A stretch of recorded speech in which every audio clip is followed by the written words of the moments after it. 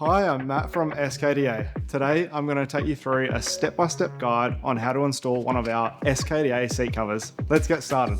To start with the installation process, you need a flathead screwdriver, a small set of pliers, and a staple gun.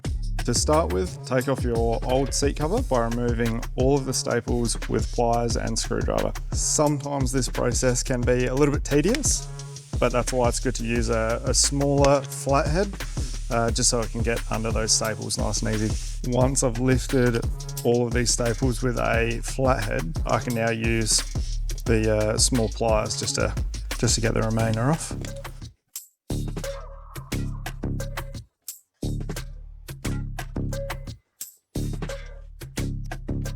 Now that the old seat cover is removed, pull the front end of the new cover over the front end of the bare seat. Then do the same thing for the rear of the seat, making sure that the logo badge is centered and straight. Our seat covers are always a relatively tight fit, so don't be afraid to stretch that seat cover before you start stapling that seat cover down, just to make sure it's all nice and tight over your old seat. Now we'll start stapling the front of that seat cover and securing it in place. Using the staple gun, punch a few staples underneath the front and back of the seat cover. Make sure the cover is pulled tightly when you're doing this. In this video, we're using an air compressed staple gun. However, an electric one will also get the job done. If you do make a mistake with your staples, you can simply start again. We always recommend a 6mm to 8mm staple. This is just to ensure that it doesn't actually puncture through the top side of your seat cover. Once you've stapled down the front and back, pull the left and right side down tight and staple them down. I'm going to start at the very peak, so the lowest section of our seat cover, or the highest section when it's upside down like this. And we're going to just put in probably 3 staples at a time.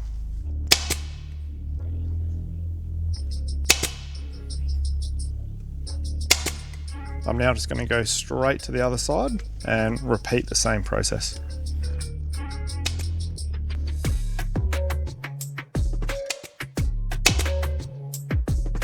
I'm now just going to work my way down towards the back of the seat now.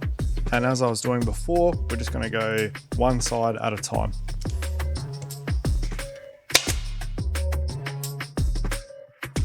When you're doing this, just make sure that you leave 2 to 3 centimeter intervals. This is just to make sure that it's nice and tight and even throughout the whole process. Sometimes the seat cover will bunch up in the edges down the back of the seat, but don't worry about this, as this is something that we can cut off at the end, or alternatively it can just be stapled under that seat as well. If you do make a mistake, you can simply just pull your old staples out and start again. Finally, trim any excess material. Our seat cover templates are extremely accurate and high quality, so hopefully you shouldn't need to do this. On the rare chance there is any excess material, you can simply trim it with a pair of scissors or Stanley knife. So this seat cover is all done and it's ready to go on the bike.